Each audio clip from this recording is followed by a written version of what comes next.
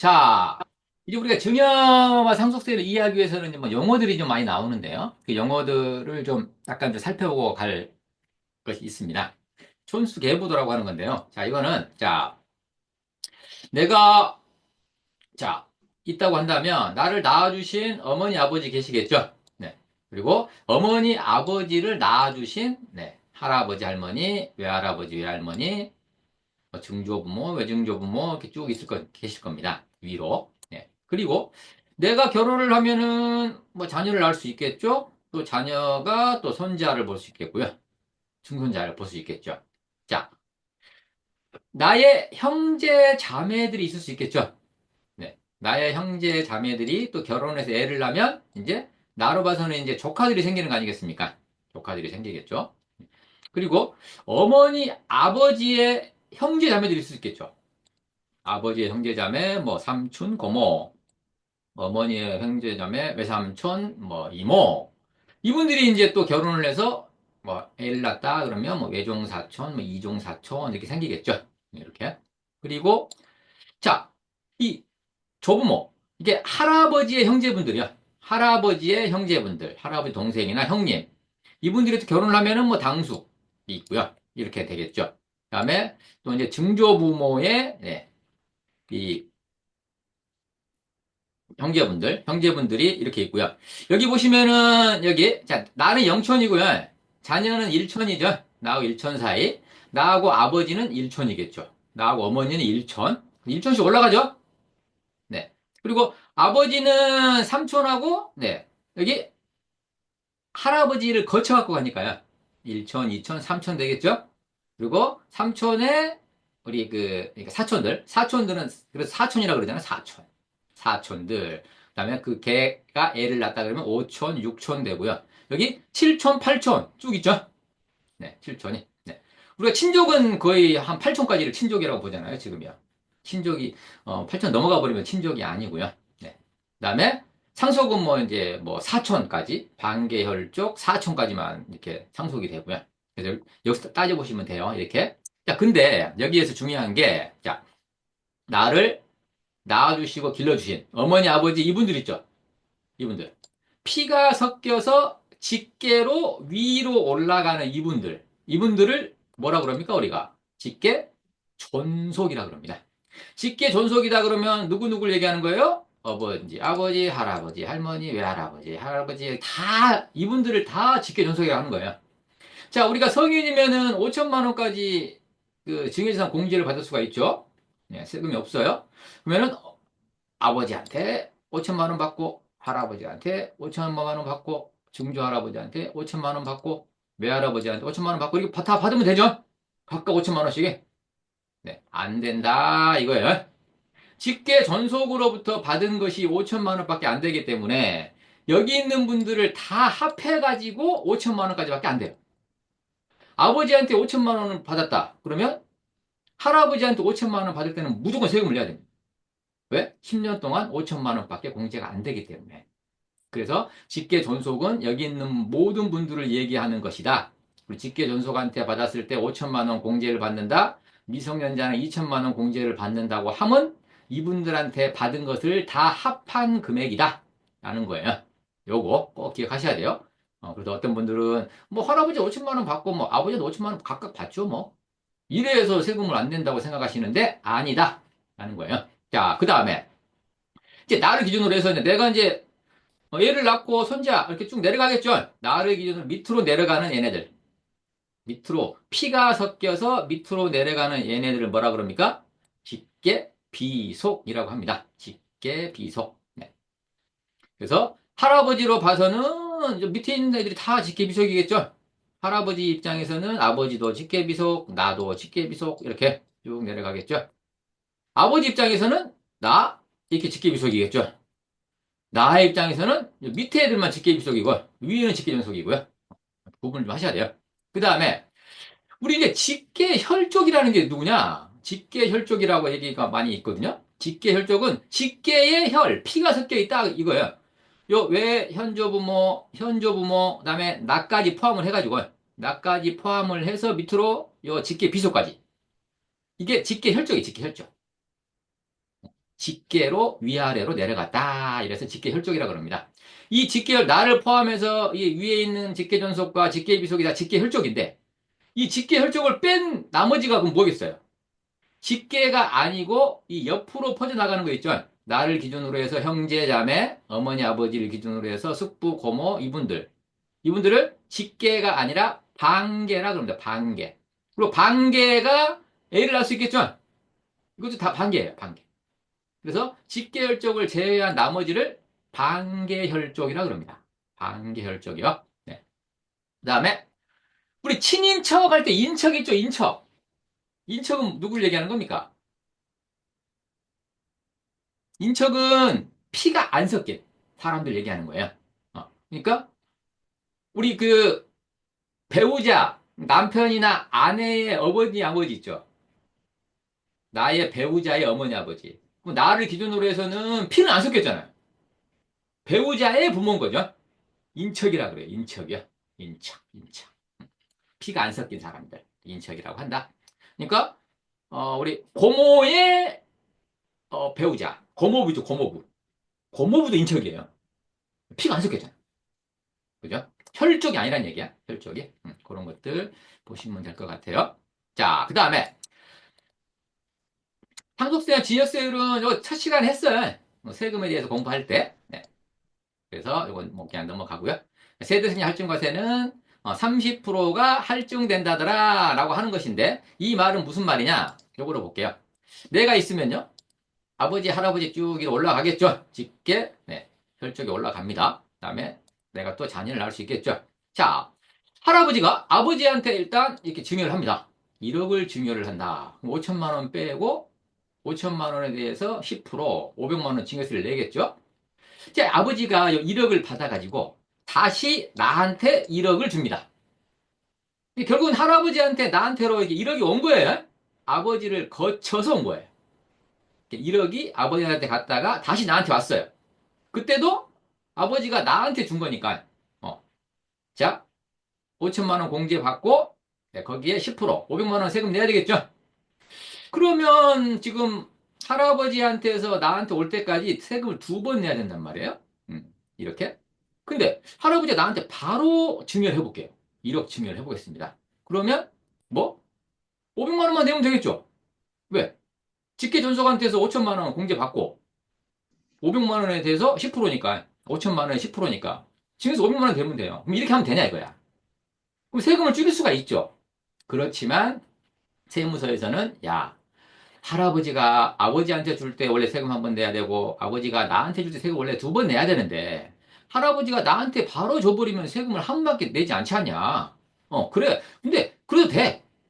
이렇게 내도 되는데 이 500만 원에 네, 얼마를 30%를 아버지 세대를 생략했다고 해서 할증해서 30%를 더 내라 이겁니다. 할증해서. 그래서 500만 원에 30%면 얼마야? 150만 원. 150만 원을 내야 된다 이거예요.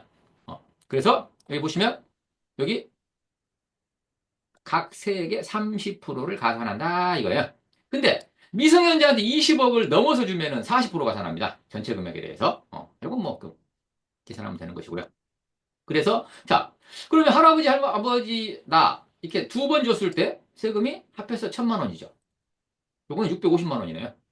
세대 생략 할증과세 30%를 문다 하더라도 더 세금이 적네요. 활용을 할 수도 있다. 물론 모든 경우에서 이런 건 아니에요. 이건 1억이기 때문에 10%밖에 그 세율이 적용이 안 돼서 이러는 건데, 이제 금액이 높아지면 높아질수록 달라질 수 있습니다. 30% 금액이 커지기 때문에 굉장히. 그래서 어, 계산을 해봐야 된다. 일단. 근데 세대세 할증과세가 네, 유리할 때도 있다라는 것들 보시면 될 것 같아요.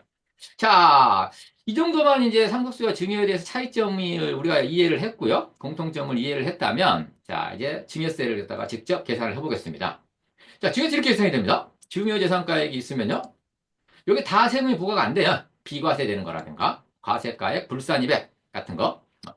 자, 비과세는 아까 우리 생활비나 교육비, 네, 사라진다. 부양해야 될 의무가 있는 사람이 줬을 때 사라진다. 그럼 비과세라고 그랬죠? 과세가의 불산이액은 공익법인데 출연한 재산들이야. 네. 그래서 뭐 보통 막 그 대기업 회장들이 죽었을 때 그 막 재단 같은 거 만들잖아요, 재단. 옛날에 이명박이도 막 공익재단 세금 안 내려고 청계재단 만들어가지고 돈 다 그쪽으로 다 넘겼죠. 네. 근데 그 이사장이 뭐 자기 아들이고 그러죠. 네. 그래서 막 다 가져가죠, 돈을. 네. 그런 것들. 자, 그 다음에 여기서 이제 보면 중요재산 가산액이라는 게 있어요. 이게 뭐냐? 이게 굉장히 중요합니다. 음. 세금을 어차피 이제 빼주는 거고요. 이건 뭐냐면, 자, 우리가 증여세가 1억 이하면 1,000만 원이란 말이에요. 그래서, 그냥 올해 1,000만 원 줘요. 아, 1억을 줘요. 그럼 세금 1,000만 원 나오겠죠? 이제, 아니, 10%니까 5천만 원 빼고, 뭐, 아무튼, 뭐, 500만 원이 나오든 1,000만 원이 나오든 10%라 가정하고요. 그럼 1,000만 원 냈어요? 1년 뒤에 또 1억을 줍니다. 또 1,000만 원 내요. 또 1년 뒤에 또 1억을 줘요. 총 3억이 갔는데 1,000만 원, 1,000만 원, 1,000만 원 각각 계산을 하다 보니까 3천만 원이죠. 세금이. 근데 이거 갖다 한꺼번에 3억을 줘볼게요. 한꺼번에 3억을 주면 3억에 대한 10%, 3억은 지금 1억 이상이기 때문에 20%죠. 20%. 네, 20% 3이 6, 6천만 원에다가 1,000만 원 빼주니까요. 5천만 원을 내야 된단 말이에요. 각각 1억씩 따로따로 주면은 3천밖에 안 내는데, 한꺼번에 3억을 주면 5천만 원을 내야 된단 말이에요? 세율 계산에 따라서 과세편이 올라가 버리기 때문에. 그러면 다들 어떻게 하겠습니까? 매달 주거나, 매일 주거나, 그럴 거 아니에요? 그래서, 야, 너 오늘 증여했어? 과거 10년 동안에 준 거 있어, 없어? 합산해, 이거예요, 합산해. 합산. 왜? 합산해서 3억으로 계산을 해서 세금 때리겠다, 이거예요. 각각 줄 때는 1,000만 원, 1,000만 원, 1,000만 원씩 냈으나, 음, 합하다 보니까 5천만 원 나왔으니 2천만 원 더 내, 이 말이에요. 그래서 10년 이내 것을 합산한다, 이거예요. 근데 단, 동일인으로부터 받은 것만 합산합니다. 동일인. 동일인이면 같은 사람이라는 얘기 아니야. 아버지한테 5천만 원 받았다. 할아버지한테 5천만 원 받았다. 합산하지 않습니다. 왜? 동일인이 아니잖아. 어. 아버지한테 5천만 원 받고 1년 뒤에 아버지한테 또 5천만 원 받았다? 이거는 1억으로 합산이 됩니다. 자, 아버지한테 1억 받았다? 어머니한테 1억 받았다. 어? 아버지, 어머니는 동일인이 아니잖아요. 남자와 여자인데.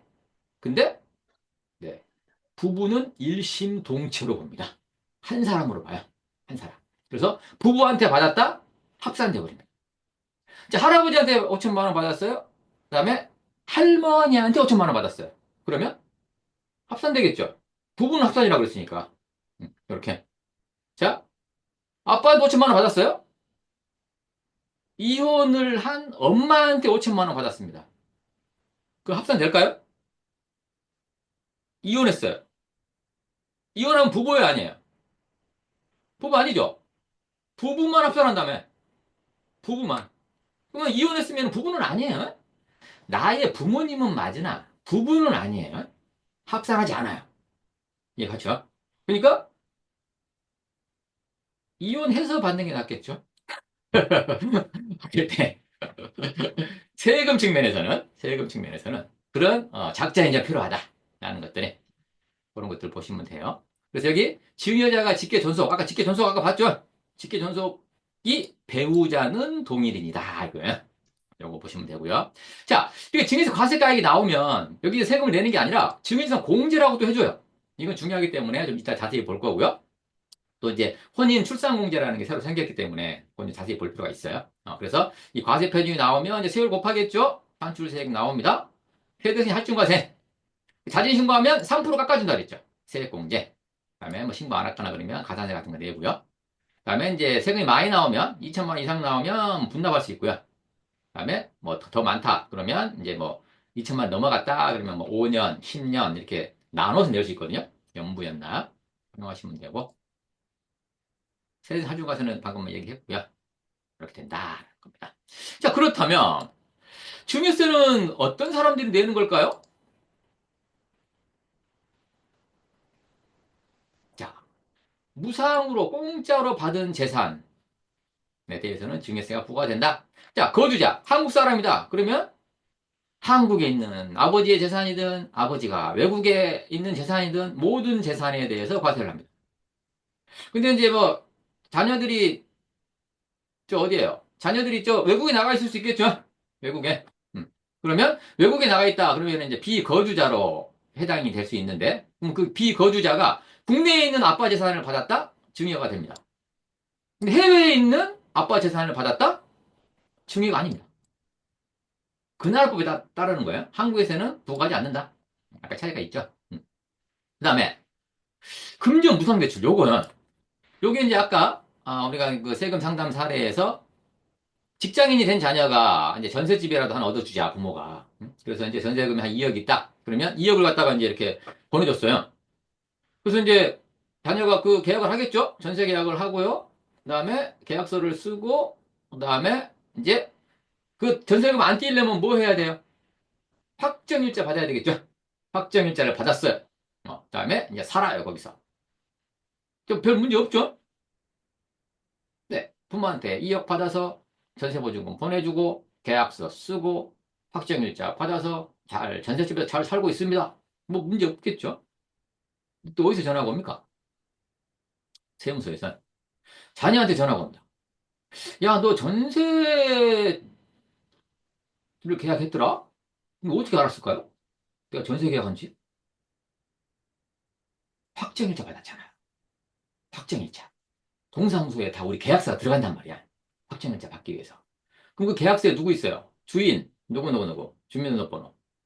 그다음에 거기 전세 사는 사람, 아들, 이름, 주민등록번호 들어갔겠죠. 전세보증금 2억. 이렇게. 그 전세보증금 2억을 갖다가 이렇게 냈던데, 이 돈 어디서 났니? 물어봅니다. 그러면 뭐, 어떻게 해야 돼요?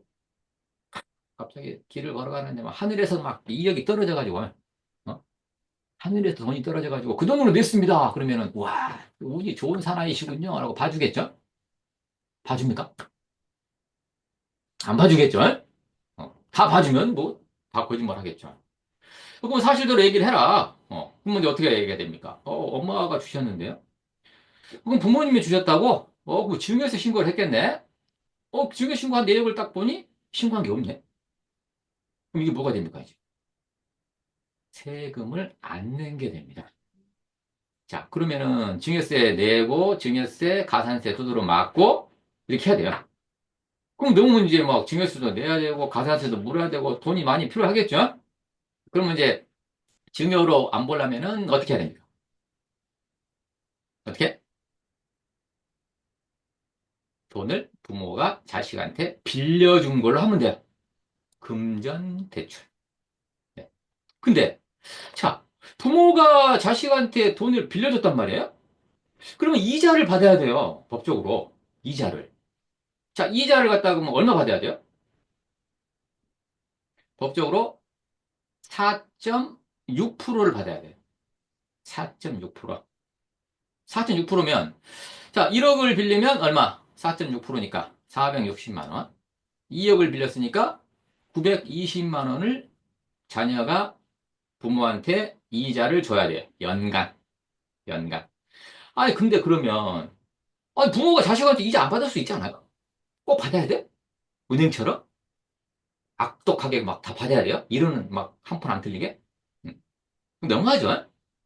그래서 국가에서는, 야, 이자를 4.6%를 계산을 해서, 연간, 빌린 돈에다가 4.6%를 곱하면, 이자 금액이 나오겠죠? 방금 2억 빌렸으니까 920만 원 나온 거잖아요. 4.6%를 곱해가지고 이자 금액이 1,000만 원이 안 넘는구나. 그러면 그 이자 부모한테 안 줘도, 요거 그냥 없던 걸로 해줄게. 이거예요. 증여로 보지 않겠다. 이거예요. 왜? 부모가 920만 원 받아야 되는데 이거 만약에 안 받았어. 그럼 920만 원을 자녀한테 증여한 걸로 봅니다. 원래. 근데 1,000만 원 이하면, 내지 마. 이거예요. 1,000만 원 이하면 내지 마. 안 내도 돼. 또 부모한테 안 줘도 돼. 이겁니다. 자, 그러면 얼마를 빌려야만 딱 1,000만 원 떨어질까요? 한 2억 1,700만 원 정도 빌려주면 딱 1,000만 원 떨어집니다. 그래서 요거를 안 줘도 돼요. 근데 3억을 빌렸어. 그러면 3억 빌렸으니까 4.6%면 얼마예요?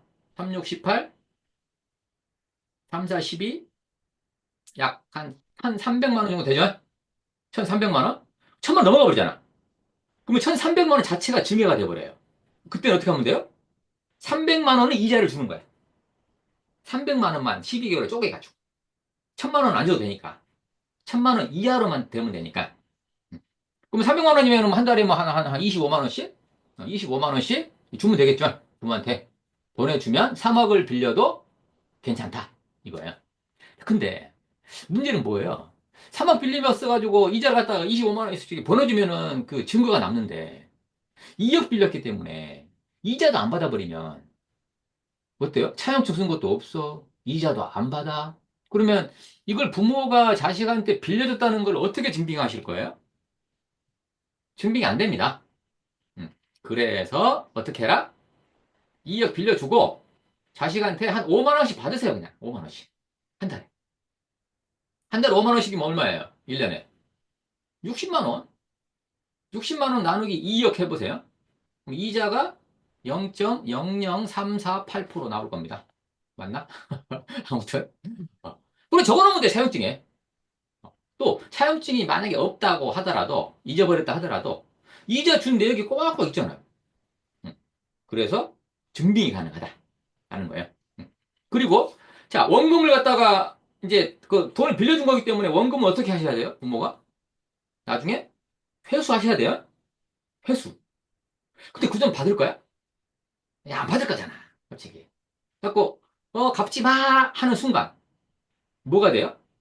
두 번째, 채무 면제가 됩니다. 그 채무 면제가 됐을 때 증여세 내면 돼요. 지금 내면 돼요. 근데, 갚기 전에 부모가 죽어버렸네? 그럴 수 있겠죠. 그러면은 그 2억은 어떻게 될까요? 부모 돈인데, 어차피 안 갚아도 되는 돈이잖아요. 그럼 결국은 뭐? 자식이 가져간 거잖아. 그쵸? 상속재산이 됩니다. 상속재산으로 들어가서 상속세를 내게 됩니다. 상속세를. 그렇게 계산을 하면 돼요. 그래서 금전 무상대출에 대해서는 4.6% 계산을 한다. 4.6% 계산해서 1,000만 원이 안 되면 안 줘도 되는데 증빙을 남기기 위해서 조금씩 주자. 1,000만 원이 넘어갔다? 1,000만 원 넘어가는 금액만 송금하자. 요거. 다음에 안 갚아도 돼! 하는 순간 증여가 된다. 하는 거 보시면 될 것 같아요. 자, 저가양수, 고가양도. 이럴 수 있겠죠. 부모가 10억짜리 집이 있어. 요걸 증여를 하자니 10억에 대한 증여세가 꽤 나올 거 아니에요. 거의 막 한 30%막 곱해가지고 막 3억, 4억, 3억, 한 2억 정도 내야 되거든, 세금을. 그럼 좀 싸게 해주면은 증여세가 적게 나올 거 아니에요. 자, 그러면 증여를 할 거냐? 아니면 팔아. 자식한테 돈을 받고. 근데 10억짜리를 한 6억에 팔을 수도 있지 않겠어요? 자식한테? 음. 그럼 나는 요거만 받는 거야. 그러면 자식은 4억을 이득 본 거 아닙니까? 4억을. 이득 보면은 자식은 저가로 양수, 10억짜리를 6억에 양수한 거예요. 4억의 이득을 봤단 말이에요. 그럼 4억이 증여가 될 가능성이 커요. 근데, 그러면은 부모 자식 간에도 그 10억 다 받아야 돼요? 애누리 없이? 얄짤 없이? 너무하잖아. 또 깎아줄 수 있는 거잖아요. 그래서 약간 유두리를 줍니다. 아까 이자 4.6% 해가지고 유두리 줬잖아요. 1,000만 원 이하는 안 받아도 되듯이. 그러면, 야, 10억짜리 시가? 시가의 30% 얼마야? 물어봅니다. 시가야. 10억짜리에 30%면 얼마? 3억이죠? 자, 3억하고, 그냥 3억. 3억하고 비교를 해요. 그래서 작은 거. 둘이 똑같기 때문에 작은 거는 3억 아니에요. 그죠? 10억에 3억을 빼. 그럼 얼마? 7억. 7억에 주면은, 증여세가 없어. 이렇게 얘기합니다. 근데 방금 얼마에 줬어요? 6억에 줘버렸잖아. 7억에 줘야 되는데 6억에 줬잖아요. 1억 남죠? 1억이 증여가 됩니다. 1억이. 자, 시가의 30%와 3억 원 중에 작은 것 이하로 차이가 나면은 증여를 안 보고 큰 것만 증여를 본다는 거 아니에요? 자, 그러면 5억짜리를 만약에 3억에 팔아볼게요. 시세로 5억짜리를 자녀한테 3억에 팔아볼게요. 네. 그러면 시세의 30% 얼마입니까? 1억 5천? 1억 5천. 1억 5천과 3억 원 중에 작은 거. 1억 1억 5천. 5천. 1억 5천만 깎아줬네요. 근데 방금 얼마 깎아줬어요? 2억 깎아줬잖아. 그럼 5천만 원은 징계 아니에요. 그럼 5억짜리는 얼마 주면은 징계세가 없어요? 3억 5천에 팔면은 징이 없겠죠. 그럼 자식은 싸게 사서 좋고. 근데 부모는 이제 그러면 이제 팔았으니까 뭘 내야 돼? 팔았으니까 자식한테. 양도세. 양도세는 내야 돼요. 양도세. 그러면 10억짜리를 아까 6억에 팔았잖아요. 음. 6억에 팔았으니까 6억에 팔았다고 하고 양도세 내면 되겠죠? 아니에요. 시세. 6억에 팔아가지고 1억은 증여세를 냈잖아요. 그죠? 그럼 이제 요건 증여 문제는 끝난 거야. 근데 양도세는 시세의 5%. 시세의 5%가 얼마예요? 10억이 5천. 5%니까 5천만 원. 5천. 그럼 9억 5천만 원. 9억 5천만 원에 줬으면은 9억 5천만 원에 판 걸로 인정이 되는데 음. 9억 5천보다 좀 낮잖아요. 네. 5%보다 낮잖아. 6억에 줬으니까. 네. 10억에 판 걸로 해서 세금을 내야 됩니다. 아. 10억에 판 거. 원래 돼요. 어. 음. 그러니까 뭐 양도세 안 내려면은 10억짜리 1억에 팔아버리지. 그럼 1억에 대한 세금만 내면 될 거 아니에요. 이런 거 방지하기 위한 거예요. 그런 거야. 그러니까 5% 차이 나면은 그거 인정해 주겠는데 그 이상 차이 나면 원래 시대대로 세금 계산해. 근데 그렇게 한다 하더라도 원래 남한테 팔아도 어차피 10억에 세금 냈어야 되잖아요. 양도소득세는. 근데 자녀한테 싸게 줬잖아. 지금. 그죠? 10억짜리를 6억에 줬으니까 1억 증여세 낸다 하더라도 3억 이익을 준 거잖아. 자녀한테. 세금 한 푼도 안 내고요. 원래 3억 증여하려면 얼마 내야 돼요? 5천만 원 세금 내야 된단 말이야. 이거 안 내잖아. 그러니까 집을 좀 싸게 자녀한테 줄 때는 주고 싶다. 또 증여세를 약간 좀 줄이고 싶다. 요거 활용하시면 좋아요. 요거 양도소득세 어차피 낸다 하더라도 요거 활용하시면 되고 그 다음에 부동산 무상 사용 이건 뭐냐면 자 부모가 상가가 있네. 상가를 누구한테 임대를 하면은 임대료를 받을 수 있겠죠. 근데 이걸 갖다 자식이 만약에 장사를 한대. 야, 그러면, 야, 이거 상가 네가 써. 그래도 되잖아요. 자, 얼마 받으실 거예요? 월세? 자식한테 빌려줬어. 받으실래요? 받아야 돼요. 받아야 돼요? 원래 받아야 돼. 받아야 되는데, 자식이 뭔 돈 있어요? 공짜로 사용해라. 그럴 수 있단 말이죠. 근데, 그럼 국가 입장에서는 뭐가 됩니까? 이걸 남한테 빌려주면은 어차피 임대소득에 대해서 소득세 신고를 하겠죠? 네. 그럼 세금이 들어오면 돼. 자식한테 공짜로 빌려줬어. 그러면 소득이 발생하지 않잖아. 그럼 국가에서는 손해 아니에요. 그래서 야 무상으로 사용하면 안 돼. 받아야 돼. 얼마라도 이렇게 얘기를 합니다. 그러면 또 뭐 저가양수나 금전 무상대출처럼 애누리 한 푼 없이 받아야 되냐 이거야. 응? 아니다. 요것도 유도리를 준다 이거야. 얼마짜리? 한 시가로 시세로 그 부동산이 한 13억 정도 된다. 13억 이하다. 13억 이하는 그 계산 방식이 있는데요. 1년마다 2%씩 해가지고, 그냥 5년치 해가지고, 현재 가치로 땡겨서 그게 1억이 안 되면 뭐 없습니다. 이건데, 아무튼, 그렇게 계산을 딱 하면, 13억짜리 이하다. 그러면 안 줘도 돼요. 증여로 보지 않아요. 20억짜리다. 그러면 세금 내야 돼요. 증여세를. 13억 이하짜리를 공짜로 자녀한테 사용하게끔 하면 세금이 없다. 증여세가. 근데 더 넘어갔다 그러면 증여가 된다. 나중에 그렇게 해가지고 줬는데 증여세 나왔어. 아니 뭐 이거 부모 자식 간에 좀 또 공짜로 빌려줄 수도 있지. 법이 이렇게 돼 있어요. 법이. 부동산 무상 사용에 대해서 이익이 발생하면 1억 넘어가는 돈에 대해서는 네, 증여로 본다. 라고 되어 있어요. 그래서 그 1억을 계산할 때, 그 부동산 가액이 얼마가 돼야 되느냐? 역산을 하면 13억 정도 된다. 이거예요. 13억 이하면 상관이 없는데, 넘어가는 돈들에 대해서는 세금을 내야 된다. 라는 것들. 그 다음에, 신탁이익은 뭡니까? 내 부동산이 있어. 월세가 있어. 이거 갖다 내가 관리하기 힘들어. 신탁을 맡겼어. 그래서, 이거 월세 나한테 주세요. 그러면은 내가 내 돈 가져오는 거니까 이익이 아니겠죠. 증여가 아니겠죠. 근데 그 신탁을 맡겨놓고, 이거 수익자는 내 아들한테 좀 이렇게 월세 주시오라고 할 수 있겠죠. 뭐 신탁 이익이 자식한테 간 거예요. 그러면 증여로 보겠다. 이거예요. 이거는. 보험금의 증여는 전번에 말씀을 드렸었고, 오늘도 약간 얘기를 했었고요. 이렇게 보시면 된다라고 하는 거예요. 자, 그 다음에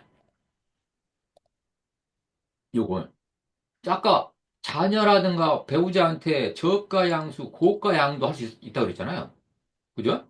양도를 했어. 돈을 받았어요. 근데 일단 국가에서는 배우자나 직계 존비속 부모와 자식 간의 이런 거래를 정상적으로 했다 하더라도 돈이 왔다 갔다 했을 거 아니에요. 그랬다 하더라도 일단은 증여로 봅니다. 야, 너희들 부모 자식 간에 돈 주고 팔았다고 거짓말 하지 마. 공짜로 준 거잖아. 배우자한테도 마찬가지잖아. 공짜로 준 거 아니야? 일단 증여를 주장을 해요. 근데 우리가 얼마에 서로 주고받겠다고 계약서를 작성을 하고요. 그 계약서대로 송금을 보냈어.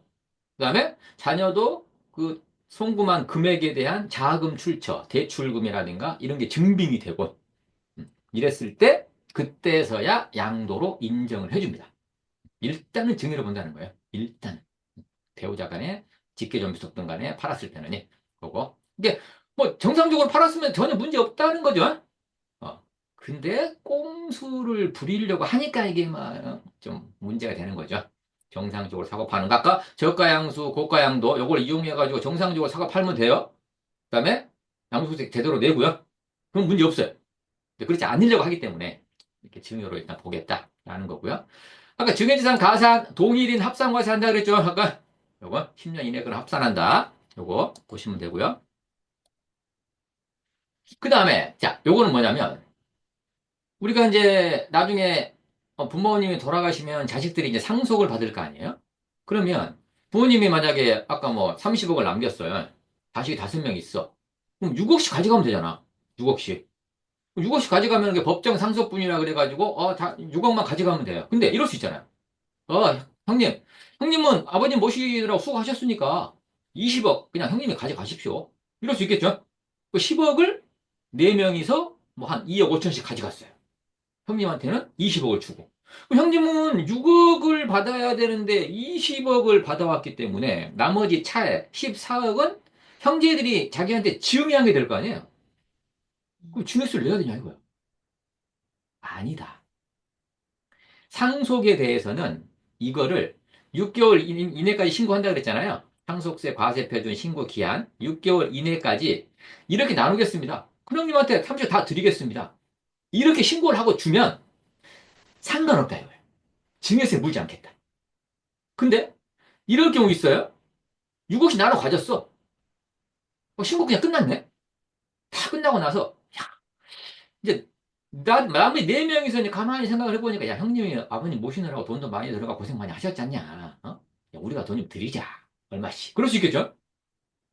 그래가지고 한 10억 이렇게 딱 모아가지고 4명이서 형님을 드렸어요. 이건 뭐가 돼요? 증여. 요건 증여가 돼요. 증여세를 내야 돼요. 음. 그러니까 증여세 안 내려면 어떻게 해야 된다? 6개월 이내에 분할해라 이거야. 네, 신고 기한 이내에 분할해서 가져가 버려라. 이렇게. 그 뒤에 주는 거는 증여세가 부과된다. 요거예요. 요거 기억하시면 되고요. 그러면 네. 6개월 낸데 음, 3개월 있다가 다 음, 세금을 냈어요. 네. 근데 6개월 안에 이렇게 모아서 또 줬으면은 신고를 했는데, 네. 신고를 했는데 3개월 줬다? 상관없어요. 6개월 이내만 하면 돼. 다시. 이내만 하면 다시, 다시 형제들이 수정 신고 받던 들어가면 거를 되겠죠. 수정 신고 그렇겠죠. 들어가면 되지. 옛날 그렇게 안 하란다. 왜? 신고하는 의미는 뭐예요? 누가 돈을 얼만큼 가져갔습니다. 라고, 뭐예요? 그러니까 자금 출처를 확보하기 위한 거예요. 신고한다는 의미는 6억, 6억, 6억씩. 근데 나 형님한테 돈 좀 더 드리고 싶다 그러면 요거 취소하고 옛날에 신고한 거 취소하고요. 취소하고. 음, 취소하고 다시 신고하는 거예요. 다시 신고하랍니다. 이렇게. 그래서 형님한테 20억 가게끔 할게요. 이렇게 신고하면은 마지막 게 돼요. 마지막 게. 우리 종합소득세 신고할 때도 5월 1일부터 5월 30일까지인데 5월 1일에 신고 끝났어. 잘못했네? 그거 무시하시면 되잖아요. 그 마지막에 신고한 것이 들어가듯이 네. 종합소득세도. 그래서 저는 막 그러거든요. 종합소득세 들어가가지고 한 매일 해봐라. 매일. 다르게. 계속 신고하는 거예요. 신고서 제출 이렇게 다 계산하고. 근데 5월 31일 밤 12시 이전 11시 59분에 신고서 제출하는 게 인정됩니다. 음, 어, 그래서 그렇게 하라고 말씀을 드리는데요. 마찬가지예요. 그렇게 보시면 된다라는 거. 자, 그 다음에 아까 증여를 받는다고 무조건 세금 내는 게 아니라 그랬죠. 증여재산 공제라는 걸 해준다 그랬어요. 증여재산 공제라는 걸 해주는데, 자, 이 증여재산 공제는 증여자가 누구냐, 수증자가 누구냐에 따라서 깎아주는 금액이 다르다. 네. 자, 배우자 간에는 6억까지 세금이 없다 이거예요. 6억 깎아줍니다. 배우자 간에. 그러니까 남편이 아내한테 줄 때 6억 깎아주고요. 아내가 남편한테 6억 깎아주고요. 각각 받을 수 있어요. 각각. 각각 줘버리면 똔똔이잖아요. 왜 해? 그냥 갖고 있지. 괜히 신고할 필요 없잖아요. 아무튼. 자, 그런 거. 그 다음에, 자, 직계 존속이 직계 비속한테 줬다. 아까 직계 존속은 누구누구? 아버지, 어머니, 할아버지, 할머니, 외할아버지, 외할머니 다 합해서 직계 존속. 직계 비속은 자녀한테 줘도 되고, 손자한테 줘도 되고, 증손자 사람한테 줘도 된다. 이거죠. 자, 이렇게 줬을 때 성인이면 5천만 원까지요. 네. 근데 성인은 5천만 원까지인데 아버지 5천, 할아버지 5천 안 된다. 합해서 5천이라 그랬어요. 미성년은 2천만 원밖에 안 되는데 할아버지 2천, 아버지 2천 안 된다. 합해서 2천이다. 라는 거고요. 이제 올해부터 생긴 게 있어요. 혼인할 때 1억 원을 줄 수가 있고요. 출산할 때 1억 원을 줄 수가 있어요. 근데 이게 이제 잘 보셔야 될 게, 자, 혼인은 무조건 주면 안 돼요. 자, 혼인 신고하겠죠. 혼인 신고. 오늘 혼인 신고했어. 그러면 과거 2년. 지금 오늘 2024년 10월 16일이니까 2022년 10월 17일. 이때부터 2024년 10월 16일로부터 앞으로 2년. 2026년 10월 15일까지요. 이때 4년 동안 안 해주셔야 돼요. 혼인 신고일로부터. 근데 결혼은 오늘 했는데 혼인 신고를 1년 뒤에 했다 그러면 1년 뒤에 기준이에요. 결혼 날짜 기준이 아니에요. 음. 혼인 신고, 법적으로 혼인 신고한 날. 결혼은 10년 전에 했다 하더라도 혼인 신고한 날에. 그러니까 이거 받으려면 혼인 신고 안 하시면 돼요. 받을 때까지. 받을 때 혼인 신고 하시면 돼. 어, 작전이 필요하다 이거죠. 이것들. 아무튼. 자, 그리고 출산은요? 출산은 아기를 낳아야 될 거 아니야. 그래서 출생일부터 2년이네. 임신했구나. 너 한 5개월 뒤에 나오겠네. 그래서 출생일 이전 5개월 그때 줬어. 요거는 안 된다 이거야. 혼인의 경우에는 과거 2년이 되는데, 출산의 경우에는 과거가 안 된다 이거야. 왜? 태어나지 않았는데 어떻게 알아, 걔를. 임신해가지고 유산되면 어떡할 거야? 예를 들어서. 어. 그래서 출생일로부터 2년. 요것만 된다 이거야.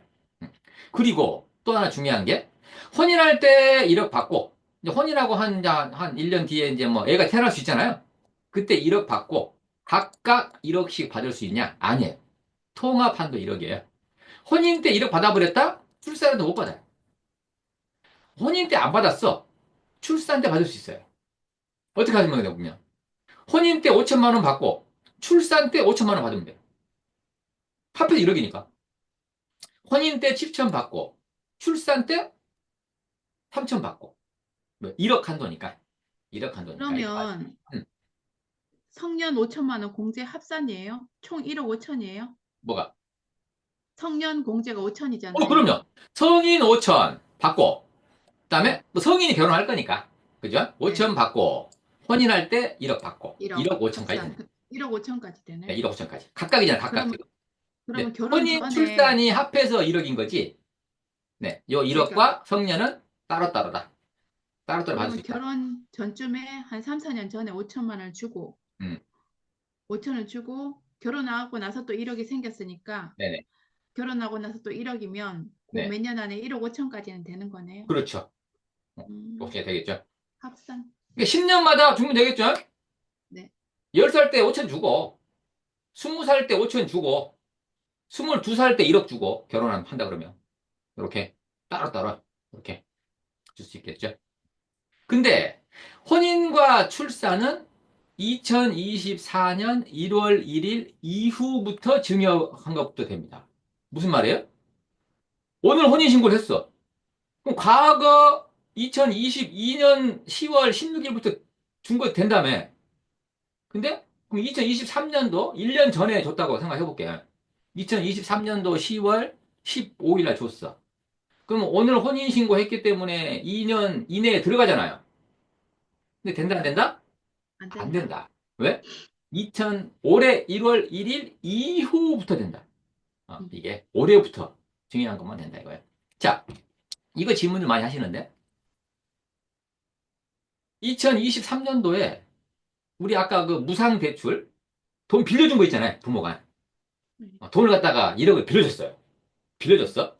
그 전에 5천만 원은 증여를 받았고 하고 증여세 10년 안에 또 받으면 또 세금 내야 되니까 1억을 갖다가 받을 때 요거는 대출 부모가 자녀한테 빌려준 걸로 해가지고 이제 갖고 있었단 말이에요. 작년에. 근데 이게 이제 뭐 이게 생겼잖아. 혼인 공제가. 근데 딱 보니까 혼인 그 날로부터 이게 딱 이 기간에 속한 거예요. 그러면 작년에 1억을 지금 혼인한 걸로 대체할 수 있을까요? 작년에 준 거를? 1억 1억부터 안 왜? 되지. 어찌 1억 받을 수 있으니까. 안 돼. 대체가 안 된다고. 그럼 어떻게 해야 돼요? 부모한테 이 혼인 공제를 받아, 1억을. 송금을 받아. 그걸로 부모 돈 갚아. 이러면 돼요. 왔다 갔다 하는 돈 없이, 얘 까줄게. 이거 안 된다고. 음, 음. 이해 가시죠? 대체는 안 된다. 어, 안 된다. 그리고 또, 이러면 어때요? 작년 1억 받은 거, 갚지 마. 이거 혼인으로 대체할 테니까. 이럴 수도 있잖아. 그죠? 돼요, 안 돼요? 안 된다. 왜? 2024년 1월 1일 이후 분부터 준 것이 되기 때문에 작년에 준 건 안 된다. 무조건. 이렇게 생각하시면 돼요. 어? 자, 그다음에 이제 직계 비속이 자 아들이나 손자가 아버지나 할아버지한테도 중요할 수 있겠죠? 거꾸로는 못해요. 그렇지? 부모한테 받아야 돼? 아니잖아요. 그럴 때도 5천만 원까지는 된다라고 하는 거죠.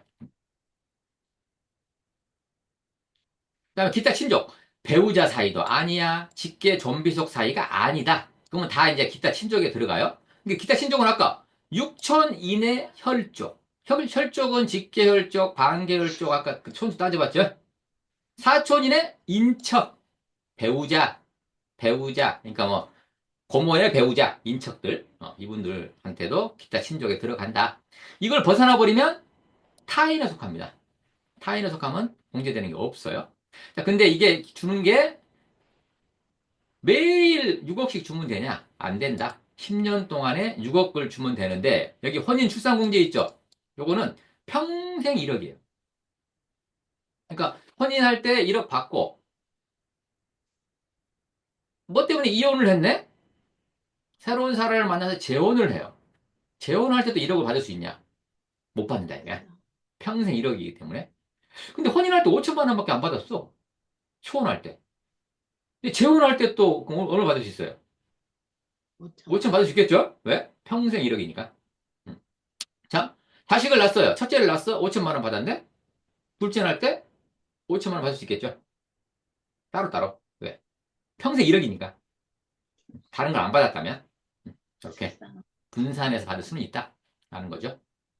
그 다음에 자, 여기 아까 우리가 직계 존속, 직계 비속. 요거는 아까 우리 이 뭐예요? 네. 아까 우리가 직계 촌수 계보도에 보면 자, 촌수 계보도에 보면 직계 존속하고 직계 비속은 뭐였어요? 피가 섞여서 올라가는 사람들이었어요. 피가 섞여서. 그래서 혈족이라 그랬단 말이에요. 요거 직계 존속, 직계 비속, 나 다 포함해서 직계 혈족 그랬단 말이에요. 피가 섞여 있다. 자, 그런데 지금 피가 섞여 있는 게 직계 좀비속인데, 자, 여기 한번 볼까요? 우리 방금 여기에서 직계 존속, 직계 비속도 그러면 피가 뭐야? 어? 자, 들리시나요? 네, 화면 보이십니까? 들리는데 아니, 화면 꺼졌어요. 화면이 다운돼 버렸네? 갑자기? 잠깐만요. 좀 화면 볼게요. 까매졌어요. 나옵니까, 이제? 됐어요. 어. 네, 자, 그런데. 그러면은 직계 존속, 직계 비속한테 줄 때 피가 섞여 있어야만 되는 거 아니에요? 근데 자, 요즘에는 워낙 이혼율이 많아요. 이혼을 해서 재혼을 할 때 남편은 옛날에 그 아내하고 낳은 자식을 데리고 오는 경우 있죠. 아내는 옛날 남편하고 낳은 자식을 데리고 오는 경우가 있어요. 근데 이제 혼인을 했단 말이야? 신고를 했어? 부부가 됐어요? 근데 자녀들은 피가 안 섞인 자녀들이죠. 남편 입장에서는 지금 계모가 데리고 온 애들은 피가 안 섞였을 거 아니야. 근데 가족관계 등록부에는 가족으로 나와요? 왜? 이제 가족이 됐으니까. 어. 자, 그러면 아버지가 계모가 됐고 온, 새로 재혼을 한 아내가 됐고 온 자기 피가 섞이지 않는 자녀가 있을 거 아니에요. 걔한테 5천만 원을 줬어요. 성인인데. 그러면 원래는 세금이 없어야 되는데 얘는 피가 안 섞였으니까 타인 아니에요, 타인. 그죠? 그럼 세금 내야 될 거 아니에요. 맞나요? 또 아내가 남편의 옛날 자식들 한테 줄 때도 마찬가지일 거 아니야. 피가 안 섞였으니까. 그런데 이게 뭐 가족이에요? 가족 맞아요? 가족관계 등록부에는 가족이라고 돼 있어. 혼인신고도 했고. 근데 5천만 원 줄 수가 없네? 이런 경우가 많이 발생하겠죠. 그래서, 원래 직계 좀비속은 피가 섞여 있어야만 되나, 증여의 경우에는, 이거 증여의 경우에요. 증여는 왜? 살아있을 때 주기 때문에. 주는 사람이 살아있을 때 주는 거잖아요. 그러니까 알아. 쟤가 내 자식이 아니구나. 나는 안단 말이야. 근데 가족 관계로 묶여있기 때문에 내 자식으로 인정을 해주는 거예요. 직계, 비속, 피가 섞였다고 인정해 주는 거예요. 증여 재산 공제에 대해서만큼은. 그래서 직계 존속은 요 직계 존속은 할아버지, 할머니, 아버지, 어머니인데 수중자의 직계 존속과 혼인 중인 배우자. 수중자 아들의 직계 존속. 아들의 직계 존속 아버지야. 근데 혼인 중인 배우자. 아버지가 재혼할 수도 있잖아요. 그러면 내 피는 섞이지 않았잖아. 그 재혼한 계모 엄마도 나의 어머니로 보겠고 자식도 마찬가지. 수중자와 혼인 중인 배우자. 수중자와 혼인 중인 배우자의 직계비속. 마찬가지예요, 아까. 그러니까, 누구예요? 자식의 혼인 중인 배우자의 직계비속이니까. 계모의 자식도 직계비속을 봐주겠다. 이 말이에요. 그래서, 요 말은 너무 어려운데, 그냥, 계모 자식도 자식으로 인정? 이 말이에요. 부모도 인정. 존비속과는 인정. 요렇게 생각하시면 돼요. 근데, 혼인신고를 해야 돼요. 혼인신고 안 했어. 사실혼이야. 그러면 안 돼요. 그리고 상속재산 공제 이럴 때는 무조건 피가 섞여 있어야 돼요. 상속은. 근데 증여만큼은 봐준다. 요거 기억하시면 될 것 같고요. 그 다음에 자 증여재산 공제 아까 혼인공제 봤는데 아까 증여일이 2024년 1월 1일 이후라 그랬죠? 그 다음에 혼인일 전후 2년 이내에 증여를 받는 경우에요. 자, 근데 아까 누구한테 받아야 된다고요? 누구한테? 혼인공제, 출산공제는 직계 존속한테 받았을 때 해주는 거예요. 직계 존속이 아니라 삼촌이 돈이 많아. 삼촌이 너 결혼하냐? 1억 줄게. 삼촌 1억 준다네? 삼촌 1억 주는 건 돼야 안 돼? 안 돼. 직계 존속 할아버지 할머니 어머니 아버지만 된다 라는 거 기억하시면 되고요. 혼인일은 혼인관계 증명서상 신고 결혼식 한 날 아니라는 거. 네. 결혼식은 수년 전에 했더라도 네. 증여일이 네. 최근이면 된다. 혼인신고 할 때는 된다. 출산공제도 마찬가지 직계 존속으로부터 받아야 돼요. 출생일로부터 2년 이내에 받아야 되고요. 요거는 혼인신고와는 상관이 없어요.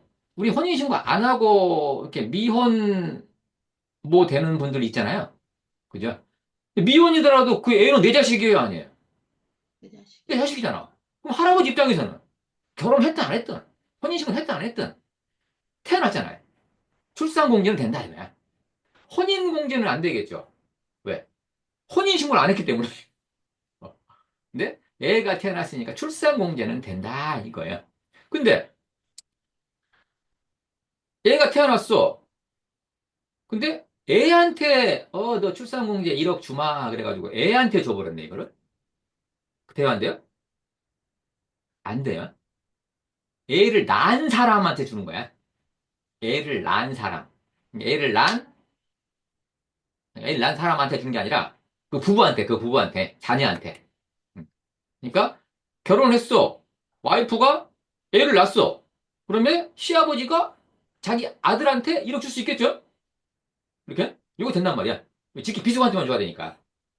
며느리한테 주면 돼요, 안 돼요? 안 돼요. 며느리는 기타 친족이에요. 직계 비속, 직계 전비속 관계가 아니라고. 요거 조심하셔야 돼요. 태어난 아이의 부모가 증여받아야 된다라는 거예요. 요거. 그 다음에 아까 우리 10년간 동일인한테 받은 거는 합산한다 그랬잖아요. 합산할 때 요거 많이 헷갈려 하셔서 제가 자료 만들어 놨는데 자, 당의 증여자가 누구냐? 10년 내에 또 증여를 하니까 합산할 거냐 말 거냐? 요거 따질 때요. 자, 아버지 어머니는 부부 관계예요. 합산해요, 안 해요? 합산한다. 부부는 합산한다 그랬어요. 네. 아버지 어머니가 이 두 분 중에 한 분이 돌아가시거나 한 분하고 이혼을 했어요. 이혼하면 부부예요, 아니에요? 아니다 이거예요. 어. 사별하면 부부예요, 아니에요? 아니에요. 그러니까 아버지가 노좀 받았어. 근데 아버지 돌아가셨어요. 돌아가셨어? 근데 또 한 2년 있다가 10년 이내에 어머니한테 받았단 말이에요. 그럼 아버지한테 옷좀 받았으니까 어머니는 안 되지 않냐? 아버지가 돌아가셨기 때문에 된다 이거예요. 합산하지 않는다. 이해 가시죠? 살아있을 때만 부부로 보고 이혼이나 사별하면 부부로 보지 않는다.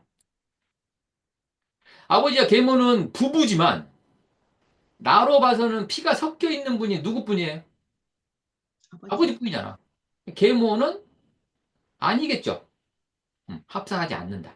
동일인으로 안 본다 이거예요. 왜? 내 피가 섞여 있는 음, 분들만 부부일 때 한 사람으로 보지. 계모는 내 피가 섞여 있지 않죠. 부부라 하더라도 합산하지 않는다.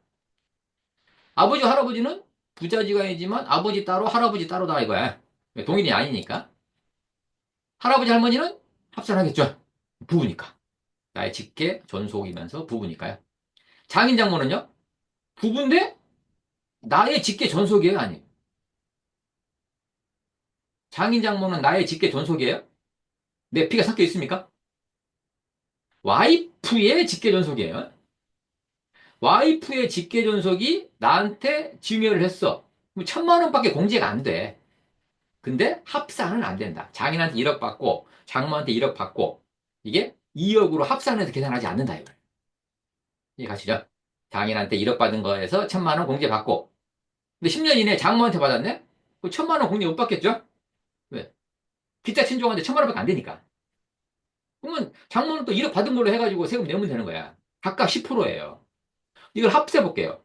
장인한테 1억 받고 장모한테 1억 받았어. 2억 합해놓고 1,000만 원 빼고 1억 9천. 1억 9천에 20%. 얼마예요? 3억 8천. 3억 8천에 1천만 원 빼면 2억 8천 내야 된다고. 2,800만 원. 왜? 각각 1천만 원만 내면 되는데, 2천만 원만 내면 되는데, 합산하면은 2,800, 800만 원 더 내야 된단 말이야. 그죠? 근데 그게 아니다. 라는 거. 그러니까 우리가 여기서 보면 어때요? 작전이 좀 짜야 되겠죠? 아버지한테 받아. 할아버지한테 받아. 장인한테 받아. 이렇게. 장모한테 받아. 이렇게. 질문이 있습니다. 네. 아까 처음에 글을 시작하실 때 약간 이해 안 됐던 게 아버지하고 할아버지가 증여한 거는 합산한다고 말씀하신 것 같아요. 합산 안 그래갖고 한다 내가 그랬어. 안 한다 그랬어요. 난 안 하는 걸 알고 있는데 한다 하길래 왜 하지 했는데 안 한다 그러면 그랬잖아. 그래요? 할아버지한테 받은 것과 합산한다고 근데 처음에. 증여재산 공제 5천만 원, 요거는 합해가지고 5천만 원밖에 안 된다. 요 얘기한 거를 아. 이해하신 것 같아. 그러면 어, 아버지한테 5천, 할아버지한테 5천을 받았으면 각각 공제가 아니고 네. 그냥 5천에 대한 거는 내야 되는 거네요. 그렇죠. 그럼 합산은 안 음, 된다고. 자, 그러면 아까 자, 볼게요. 아버지한테 5천 받았어요? 네, 어. 자, 그러면은 세금 먹겠죠? 네, 5천만 원 공제 받으면. 네, 할아버지 5천 받았어요. 그러면 네, 공제 안 되죠? 네, 근데 5천만 원 받은 걸로 해서 세금 계산한다고. 음, 근데 아버지 5천 받았어요. 네, 5천 공제 되겠죠? 네, 어. 근데 또 아버지한테 받았어. 그러면 1억 합산해놓고 5천만 원 빼주고 5천만 원에 세금 내야 된다고. 음, 근데 요거는 1억 이하기 때문에 상관이 없어요. 음, 근데 1억씩 받아볼게. 아버지한테 1억 받았어요.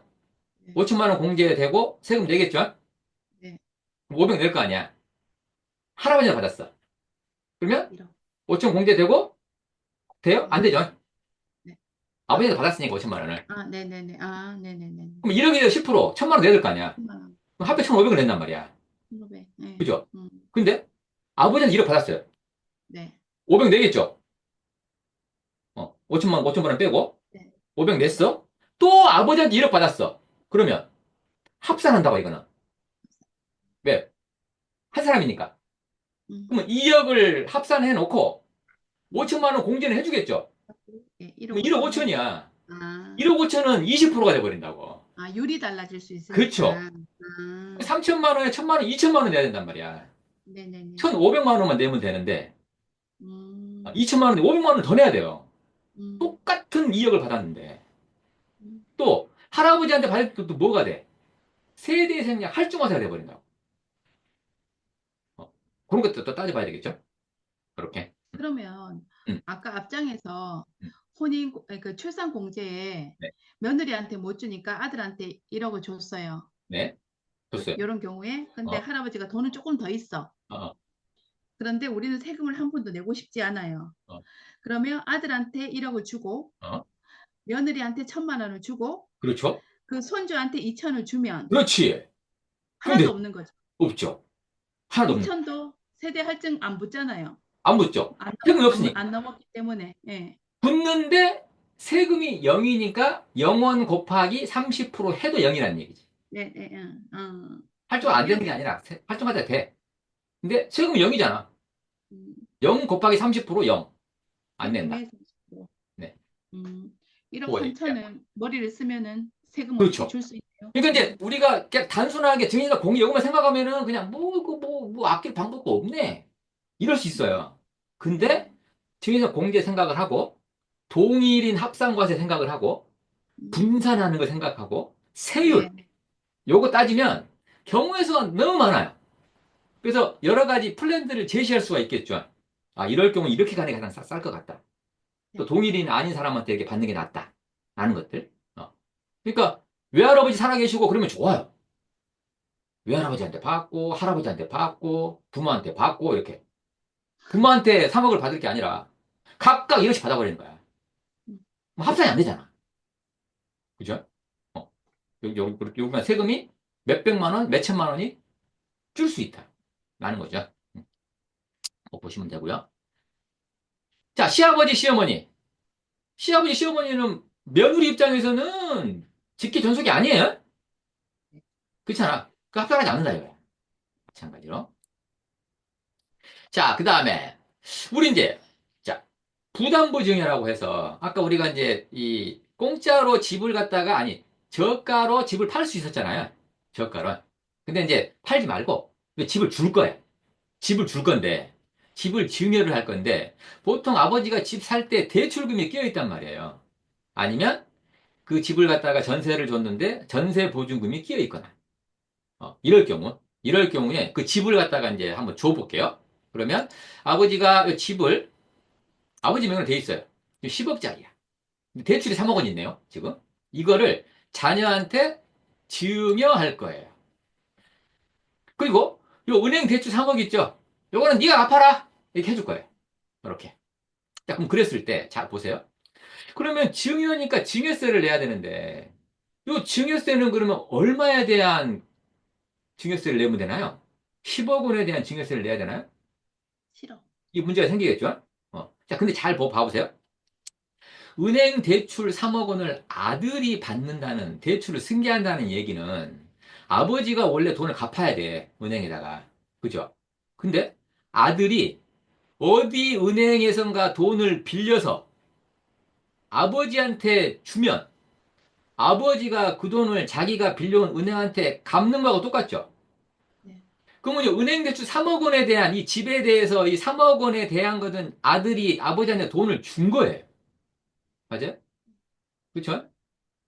이 10분의 3, 3억 원만큼의 요 부분에 대해서는 서로 사고 판 거라. 아버지는 팔고 아들은 돈을 준 거예요. 그럼 나머지, 요 대출이 아닌 나머지는 돈 준 게 없잖아.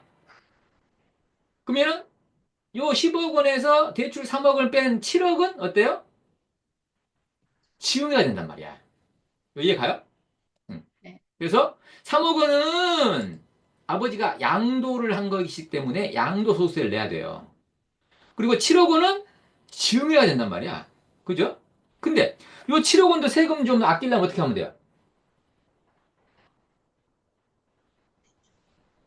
아니, 요건 안 되겠다. 어차피 증여세를 내는 거니까. 아까 저가 양도 한번 해보려고 그랬는데 증여세 좀 내고. 요거 섞으면 좀 되겠죠? 섞으면이. 그렇게 할 수도 있는데 일단은. 그거.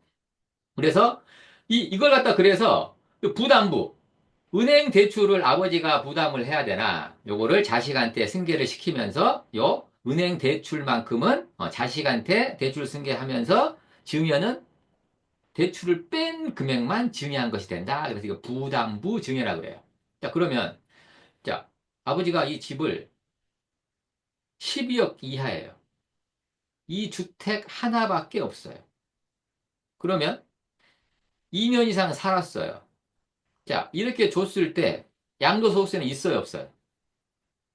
이 집이 한 채고 2년 이상 살았고 12억 원 이하예요.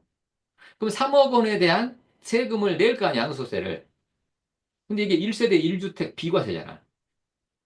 2년 이상 살았고 12억 원 이하고 세금 있어요, 없어요, 양도소득세가? 없어요. 없어요. 그냥 주면 돼. 그 증여세만 내면 된다고.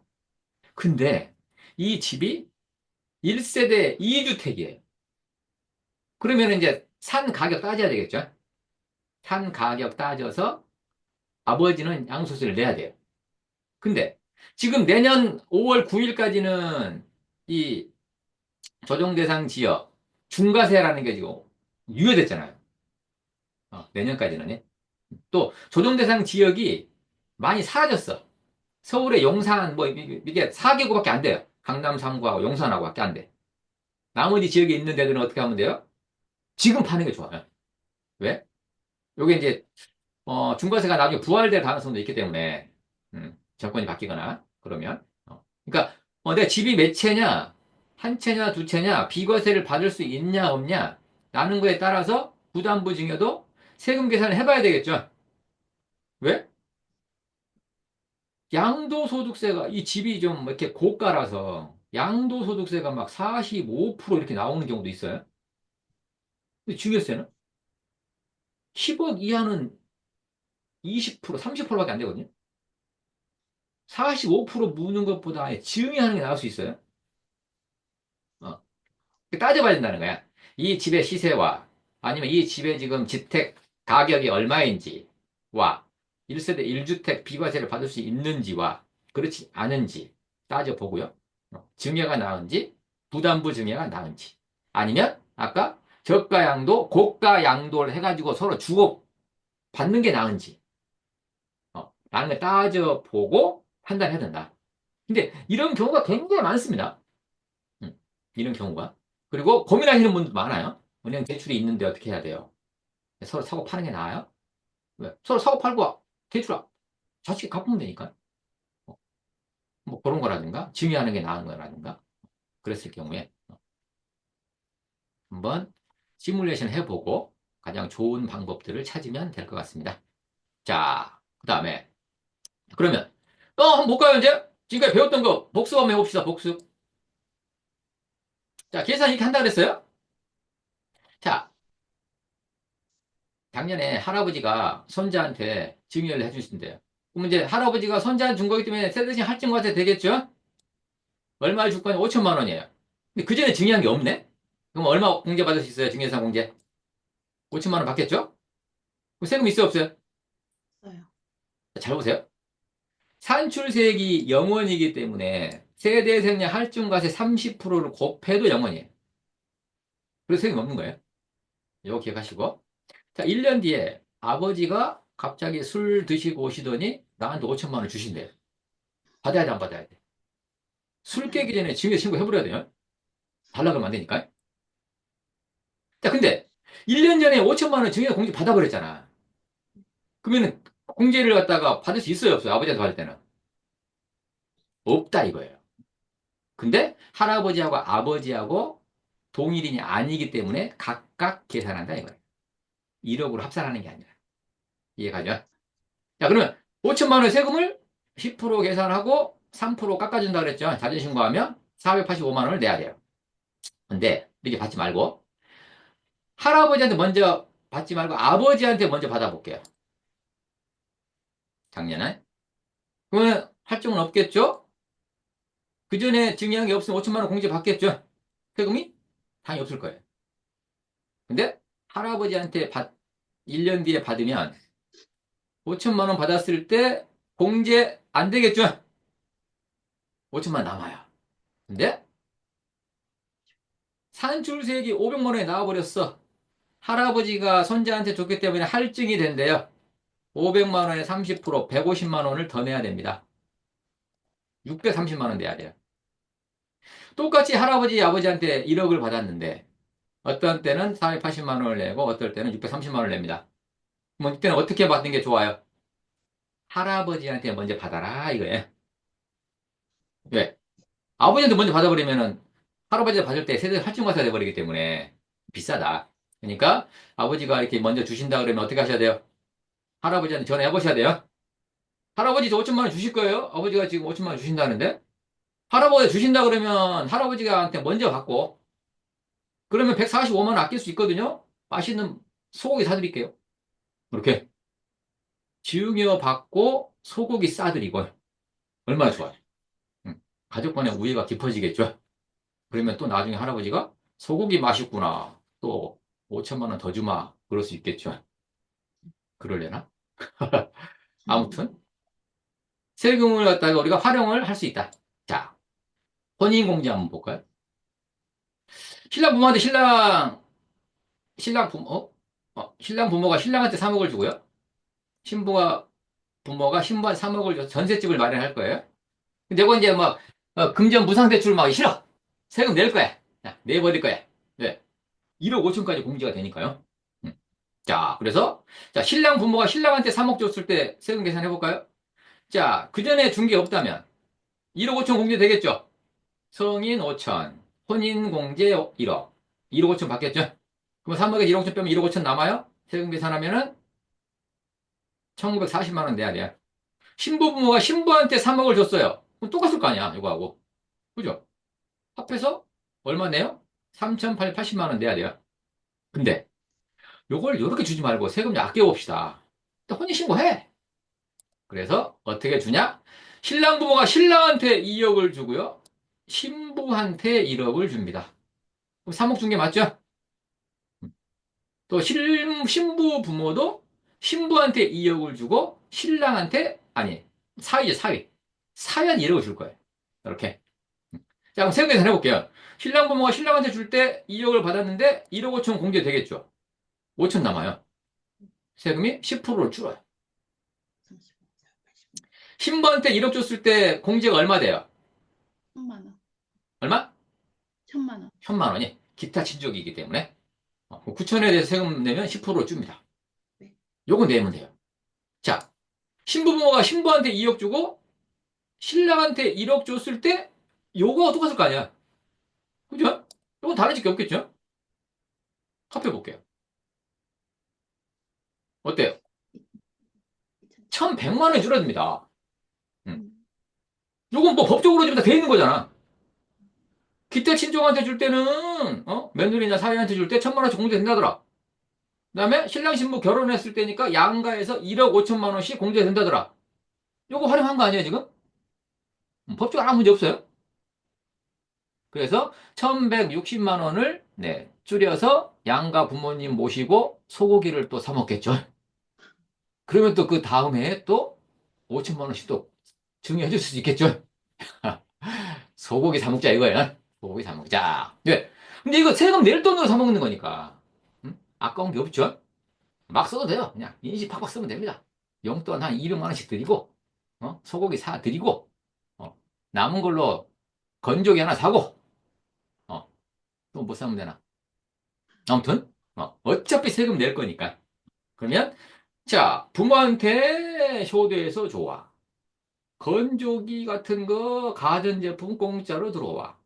소고기 먹어서 건강해져. 일제삼정에 벌써 안 할 이유 없겠죠. 그래서 우리가 세금을 좀 공부하다 보면 이렇게 좋은 일들이 많이 벌어질 수 있다 이겁니다. 자 그래서 자 오늘 증여세는 이 정도 하면 될 것 같아요. 어때요? 자 질문들 있으실까요? 질문들이 있으실까요?